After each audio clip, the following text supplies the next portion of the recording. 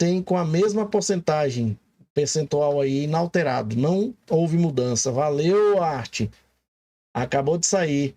Aí, galera, vocês em tempo real também aqui trazendo informações. Ó. O Vitor tá aqui também. Eu que agradeço, Vitor. Tudo que vocês precisarem, pode comentar aí nos vídeos, no chat, tá? Estamos aqui para bater papo mesmo, assim, trocar ideia. Vamos agora para o nosso ponto final. Eu acho que é o ponto final isso aqui, tá?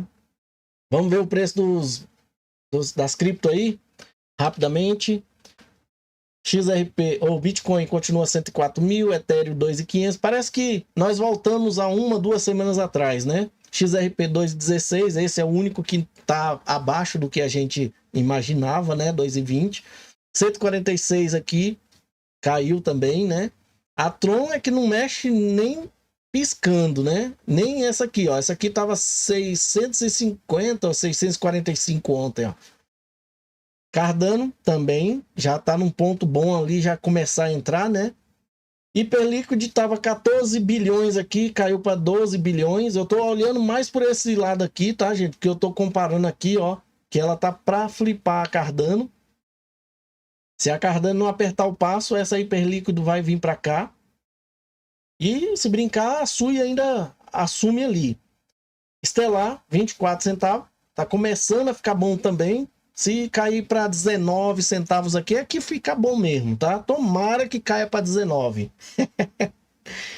Bom, vamos agora, vou fechar isso aqui. Vamos seguir para o nosso papo relacionado de o porquê que eu acho, Anderson, tá, gente? Depois de vocês terem visto tudo isso, stablecoin,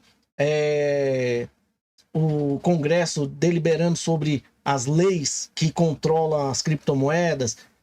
Olha o que a Ripple carrega no lombo e que nenhum presidente pode mudar. Se uma empresa falar assim, eu consegui fazer o ODL, ele tem que provar, ou a Ripple vai ter que provar que ele não está usando o quê? A patente, meu amigo. Pensa no tanto de patente que a Ripple tem. Esse é o DNA do XRP no sistema financeiro até 2040. Nós temos de 2035 até 2040 para ver patentes caindo. E por enquanto, meu amigo, só dá a Ripple aí, tá? Segue comigo aqui, vamos lá. Egídio, muito obrigado aí pela presença, tá? E o Idenilton tá ali. Você perguntou sobre o Nubank. Coloque aí, se você também foi derrubado aí pelo Nubank, Idenilton. Foi?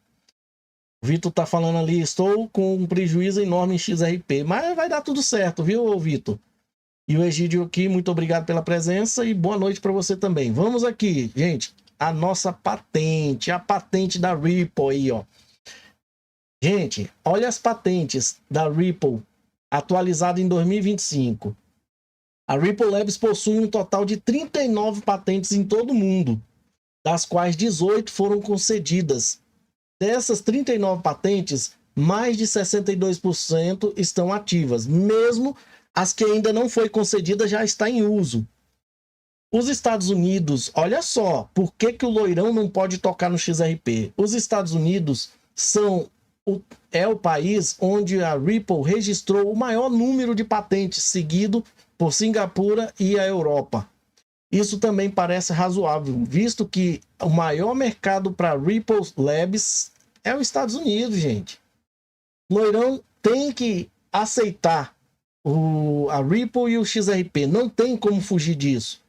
Paralelamente, os Estados Unidos parece ser o principal centro de... Aí eu fui pesquisar o que significa isso aqui. PID.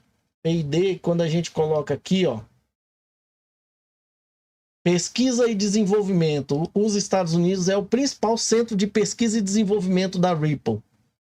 A Ripple Labs foi fundada em 2012 por Chris Larsen, Jed McCaleb e Arthur Brito. Eles não colocam o nome do Arthur Brito aqui, por incrível que pareça. Você sabe por que não coloca? Porque Arthur Brito tem as suas próprias patentes, meu amigo. terceiro episódio da série de Ed Nakamoto, que deve estar vindo de tartaruga para vocês, porque até hoje eu não postei nenhum vídeo. Ele também vai aparecer aqui muitas patentes do Arthur Brito, viu? Arthur Brito existe. E também o país de origem da Ripple é os Estados Unidos. Ela falava assim, desse jeito nós vamos ter que largar os Estados Unidos. Mas não tinha como, gente. As patentes estão todas, praticamente todas nos Estados Unidos. A Ripple Labs foi fundada ali por Jed McCaleb e Chris Lassen, né? A Ripple é a rede global de pagamentos impulsionada pelo poder do ativo digital XRP. Bancos e provedores de pagamentos podem processar os pagamentos dos seus clientes em qualquer lugar do mundo de forma instantânea, confiável e econômica. Aqui, quantas patentes a Ripple Labs tem? Tem 39 no total. E essas patentes pertencem a 16 famílias de patentes exclusivas. Das 39, 24 estão ativas. Dessas 24, 18 são registradas nos Estados Unidos, né? Que nós vimos aqui. Foram concedidas. 18. 4, 6. 6 não foi concedida ainda, mas já estão ativas. Por isso que soma aqui, ó, 18 mais 6, né? Só se eu errar a conta aqui, aí lascou. A quantidade de patentes por ano aqui, ó, em 2015 uma, 16, 4, 17, 10, entre 17, né, e 18, entre 2015 e 2017, 4. Entre 2017 e 2021 foram 28 patentes aqui, ó, sendo que 7 em 2019, 11 em 2020, uma em 2021, 2 em 2022 e 2 em 2023. Aqui, ó. É porque aqui tá falando de umas coisas que entra OpenAI, que eu não sei nem o que eles quiseram dizer. Vou deixar para lá. Quantas patentes a Ripple Labs estão vivas e quantas estão mortas? É utilizada aqui, está inativo aqui, 15 patentes. E 24 patentes estão ativas, mesmo elas não tendo sido liberadas, tá? Nos Estados Unidos, não sei. Aqui, ó, Estados Unidos, 29 patentes, gente. Singapura, 3 patentes e Europa, 3 patentes. Inclusive, na Europa tem uma que é lá na Ripple, a Ripple lá da Alemanha, tá? É uma subsidiária da Ripple que detém essa patente. Então tá aqui a quantidade. O portfólio de patente aqui da Ripple Labs continua: Estados Unidos 15, Europa 1. As 10 melhores patentes da Ripple Labs. Dessas 10, gente, ó, essa daqui é a patente mais popular do portfólio da Ripple Labs. Ela recebeu 42 citações até agora de empresas como IBM, Alibaba e a Deutsche Telekom. Por que a gente lembra da Deutsche Telekom aqui e aquela menção que eu fiz aqui da Ripple na Alemanha, né? Da subsidiária. Porque olha isso aqui, gente. Eu vou abrir essa patente aqui e aqui fala o seguinte, ó. Ripple Luxemburgo, tá aqui, ó. Ripple Luxemburgo. Vamos abrir mais aqui. Subrede de consenso temporária de uma rede distribuída para processamento de pagamentos. É da Ripple, tá? Olha só quem é que participa, quem é o dono da patente. Stephen Thomas. E esse Robert, como é que é o nome aqui?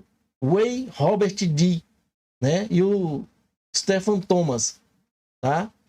O Stephen Thomas, gente, é o cara que, junto com Evan Schwartz, eu acho que é assim que chama, criaram a patente que está no nome deles do Interledger Protocol, que não está aqui. Está em outro local, sob o nome Stephen Thomas e Evan, eu acho que é Evan Schwartz, uma coisa assim.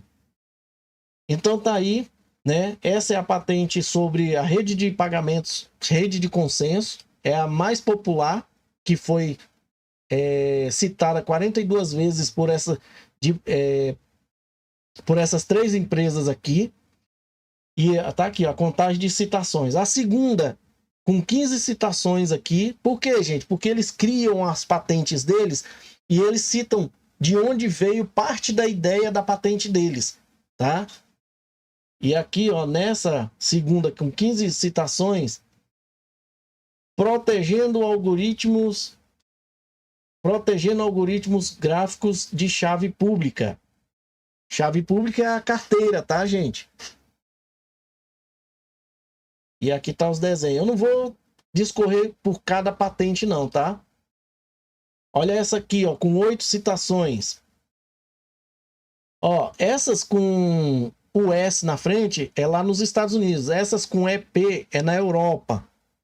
Aqui eu não tô vendo nenhuma com que é lá de Singapura, porque nós temos também de Singapura, né? Essa daqui é 4B2, deixa eu ver se é essa aqui, 4B2. Sistemas e métodos para determinar se os resultados produzidos pelas execuções de software não foram alterados ou falsificados. Evan Schwartz e Stephen Thomas, os mesmos que criaram o Interled Protocol. Tá aqui, ó, os dois, tá? É a terceira patente mais citada ali, ó. A quarta aqui, quinta, sexta e sétima, com 7 citações. Vamos lá. Aqui já vem outras pessoas, né? E uma pá de gente aqui, ó. Tá vendo? Quando você passa o mouse aqui no final, aparece um monte de gente aqui. Ripple Labs é o detentor, assim, o cessionário. Sistema de computação de rede que implementa liquidez sob demanda para serviço de transações entre mídia. O ODL tá aqui, ó, a patente do ODL que eu falo para vocês, gente. Pode vir R3 corda, pode vir Swift, pode vir o loirão. Ninguém derruba essa patente aqui, ó. Eu acho que tem as datas, tem um local que mostra as datas, tá, gente? Que as patentes são ativas. Já já eu mostro para vocês. Vamos na segunda aqui, ó. Sistema de computação de rede que implementa liquidez sob demanda para facilitar transações diretas entre mídia. Essa aqui é de transações entre mídia. E aqui é direta entre mídia. Você vê que aqui, ó, deixa eu ver se ó, aqueles dois lá, Evan Schwartz e Stephen Thomas, já não está aqui nessa linha. Alguém criou uma coisa parecida e foi de dentro da Ripple, ou seja, eles podem mandar utilizar a liquidez sob demanda diretamente entre transações entre mídias, né? E aqui diretas entre mídias. Deve ter uma diferença entre uma e outra aí, né? Ó, serviço de liquidez sob demanda para transações rápidas em tempo real entre moedas. E aqui, serviços de transações entre meios que utilizam blockchain para fornecer liquidação instantânea para câmbio de moeda. Isso aqui deve ser mais utilizado em DEX, né? Bom, a terceira aqui. Olha só, gente. Eu já trouxe esse cara aqui, ó, Bo Gallis. Ele foi um dos desenvolvedores da... Olha só como minha memória tá boa, viu, gente? Aproveitem. Bo Gallis, ele é um desenvolvedor C++, e que ele foi o desenvolvedor dentro da Ripple nessa linguagem, e ele participa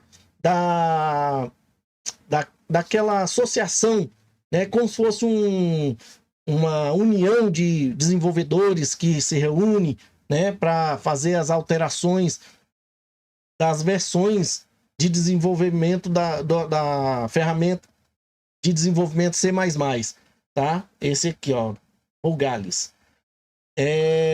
A patente é da Ripple, mas está no nome dele aqui. O inventor foi ele. Transações de múltiplos ativos. São divulgados sistemas de técnicas para transferências de múltiplos ativos entre um primeiro agente e um segundo agente, usando um sistema de transações descentralizado por meio de uma rotação de identificadores de chave pública.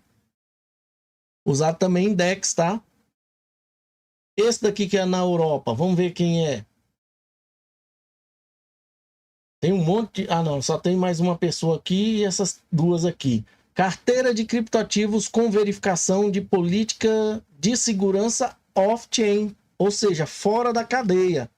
Quem é, ó, o concessionário aí, a cessionária Metaco. A Metaco foi comprada pela Ripple e trouxe essa patente junto, ó, tá? É, meu amigo, isso aqui é para custódia, viu? Vamos lá. Essa daqui, ó, na Europa, né? Essa aqui já é nos Estados Unidos, ó. Sistema de computação em rede que executa adaptadores programáticos para implementar comunicações assíncronas. Tem essa pessoa aqui, mas essas duas aqui. É da Ripple Labs, cessionária.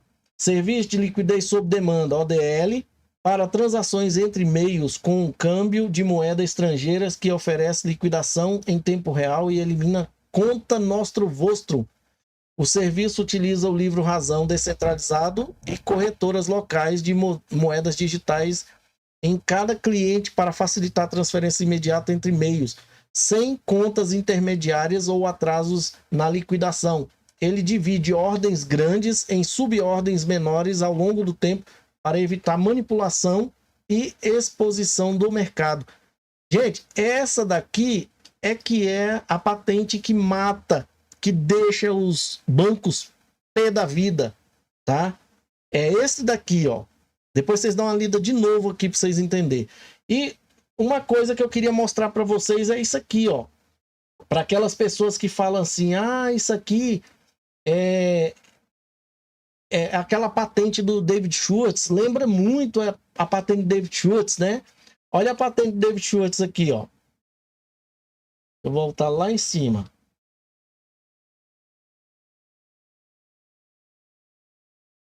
Olha só lembra. Mas como eu falei para vocês, isso aqui nada tem a ver com descentralização de rede.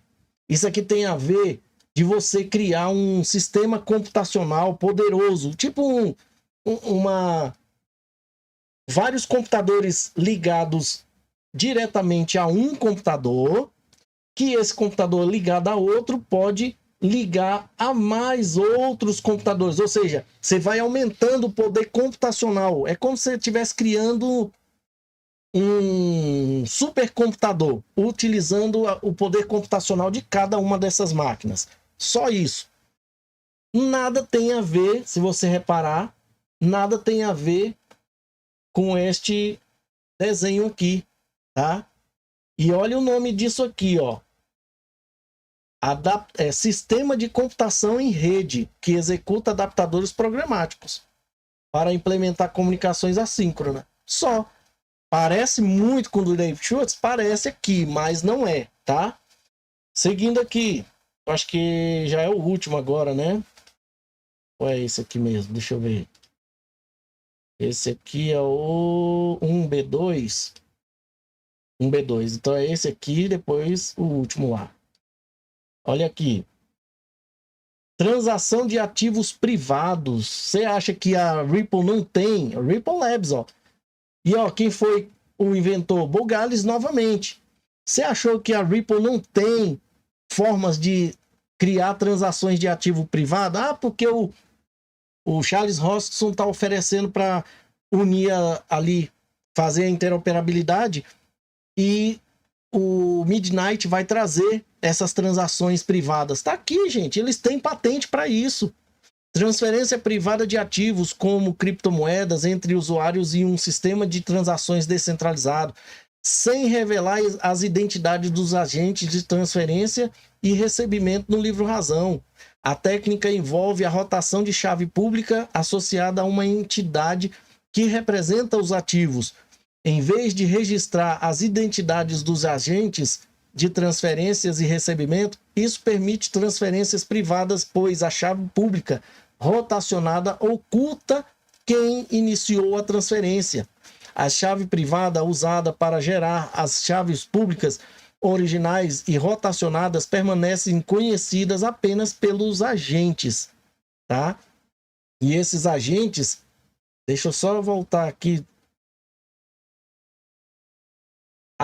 Aqui, ó. a identidade dos agentes. Agentes são as pessoas, a pessoa A e a pessoa B.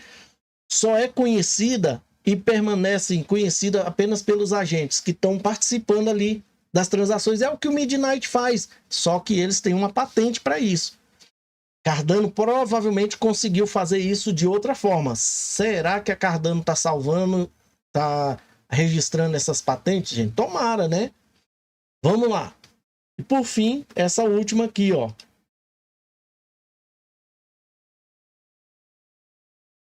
Transações autocomprovadas assíncrona da Ripple Labs. Aqui já é outra pessoa.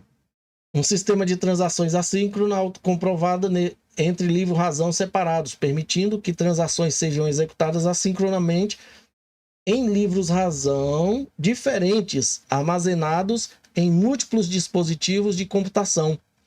Ele permite que dois livros-razão separados rastreiem recursos diferentes para facilitar as trocas entre eles. Para que vai servir isso aqui?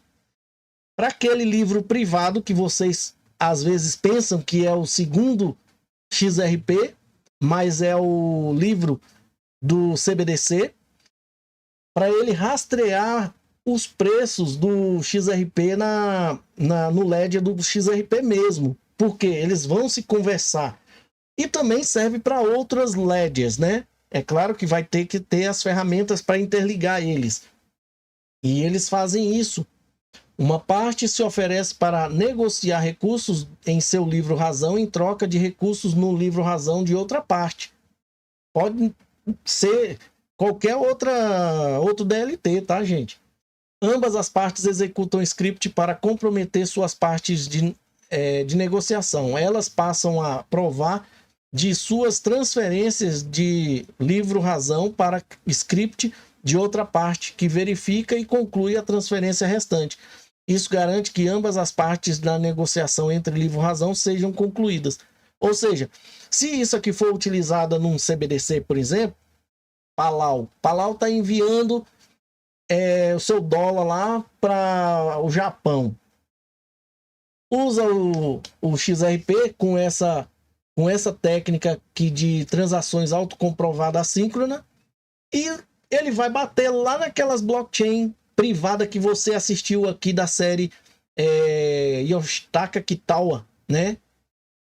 Sobre como que ele chegou à presidência da SBI, né? E aí nós falamos de várias empresas que estavam criando seus ledgers privados, né? Vai servir para fazer isso também. E acho que acabou aqui, né? Lista de patentes da Ripple, nós já vimos ali, né? Cada uma aqui contando aquela história que nós lemos ali agorinha, né? E aqui tem todas as patentes, inclusive, não é só de Singapura aqui, ó, né? Carteira de criptativo com verificação de política de segurança off-chain. Deixa eu ver, tem que ter pelo menos umas 3 de Singapura aqui. Essa aqui eu nem sei de onde é, ó. Sistema de computação em rede que implementa liquidez sob demanda para serviços de transações entre mídias. Essa aqui nós lemos ela, mas não estava com o WO, não, estava como US. Singapura, sistema de computação em rede que implementa liquidez sob demanda. Também lemos sobre isso e não estava Singapura, não, estava US. Outro de Singapura, também nós lemos sobre isso aqui, mas não estava SG, não. Vamos para a próxima, ver se tem mais alguma coisa aqui para nós. Aí, ó, Ripex oferece código aberto, né? E ferramentas para desenvolvedores para ajudar a acelerar o desenvolvimento de tecnologias blockchain eficiente e interoperável, o que ajudará a impulsionar a inovação em pagamentos globais e além.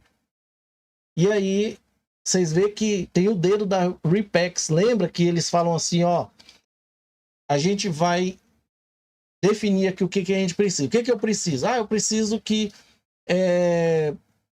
uma blockchain, a blockchain XRP Ledger, possa transferir ou negociar com a rede fulana de tal. Vamos dizer que eles especifiquem a rede. Eles vão lá, junta, cada um faz o seu e apresenta. Opa, esse aqui, ó, é um resultado eficiente.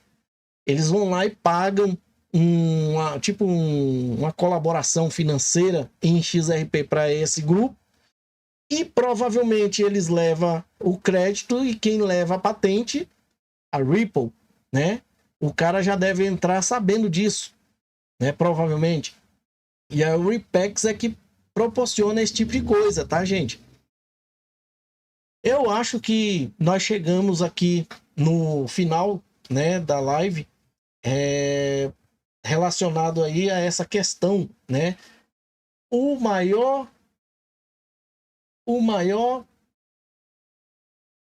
empecilho do Loirão poder fazer uma coisa contra o XRP hoje no sistema financeiro é isso aqui.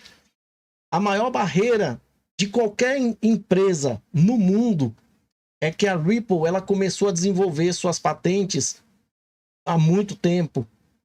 Começou a discorrer, a debruçar sobre formas como eles podem transferir valor há muito tempo. E as outras empresas que estavam interessadas primeiro em descobrir se eles conseguiam criar alguma coisa disruptiva em relação a Ripple, eles simplesmente perderam o time. A Swift perdeu o time, R3 Corda chegou atrasado, perdeu o time.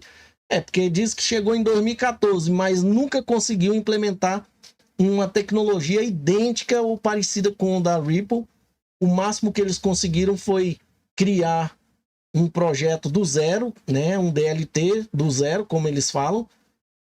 E com isso eles criaram um DLT onde eles focaram, mesmo criado do zero, eles focaram muito para o lado do Ethereum, né? Apesar deles terem conseguido rodar o XRP Ledger dentro da rede deles, mas provavelmente eles devem ter usado alguma tecnologia que inclusive deve ser uma patente da R3 para fazer isso e que ninguém pode repetir, só eles, né?